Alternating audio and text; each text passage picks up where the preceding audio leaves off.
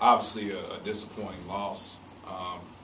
Not just strictly based on the opponent, but you know you want to win your basketball games at home and protect your home court, and we have done that so far this season. I know a lot of people will point toward the end of this game as far as like when we lost it, but we really lost the game in the end of the first half. You know, we had a 15-point lead with about 5 minutes and 58 seconds left, and we could have broke it open from there. And we took some ill-advised shots and didn't finish some shots inside, and went in halftime at 8 when we should have went in, you know, at least by 15. So Alabama A&M played strong, played physical, and our guys didn't react very well to that.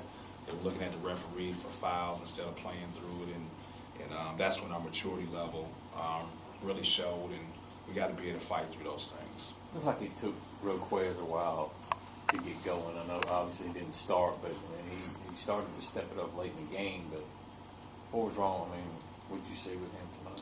Well, I think the energy that Roquez played with at the beginning of the season, you know, especially in Hawaii, hasn't played that way, and that's why he didn't start. I think Roquez obviously is always going to play because we only have 3 post guys.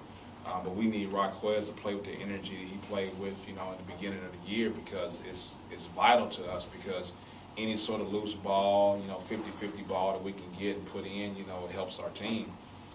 You know, Roquez had some opportunities at the rim that he didn't finish, that, you know, he needs to finish those plays. But, you know, as the game wore on, his intensity picked up. But, you know, we just need that from the very beginning from Roquez. Do you see that more, not with Roquez, but you're talking about the end of the half? Is that, you see that more with a young team letting up and say, hey, we got this one, we're up, you know, let's cruise? Is that more noticeable with a younger team? Yeah, I think it's not just a young team, but I think, you know, anybody, you scoreboard watch, you know, and when you start, you know, you look up and you see you're up 15 points, you know, guys, you know, tend to, you know, take it down a notch, and they really shouldn't. Now, whether that has to do with us being young and inexperienced or not, I don't know. But I just think that's a common trait for, you know, any college basketball team. People begin to scoreboard watch instead of like increasing that lead even more. I know it was kind of lost in the shuffle. It was good to get Jalen back. He felt he was rusty, but how did you assess his play today? Yeah, I thought he did a good job. You consider he hadn't played in so long, you know, and for us to go out there and throw him out there for 27 minutes, you know, I think he did a good job. What were they doing to start the second half? You know, it went a long lull without scoring. Were they doing anything different coming out in the second half defensively? No. I mean, every shot that we missed, I thought, was at the rim. You know, like Gavin had opportunities at the rim to finish. I thought we had some things, you know, with as far as like wide open threes that we didn't make. I didn't.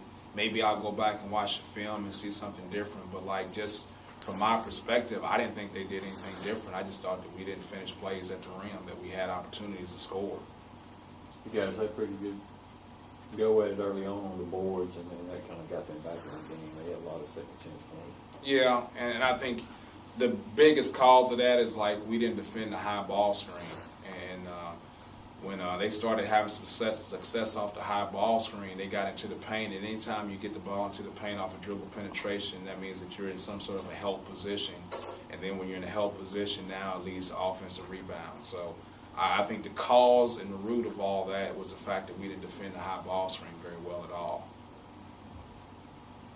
You come back Thursday, kind of a quick turnaround. Is that good at this point? We'll see. I mean, I really don't know, to be honest with you. You know, obviously this is the first time we've experienced a loss at home, and we'll see how the guys react to it. But it could be a good thing. It could be a bad thing.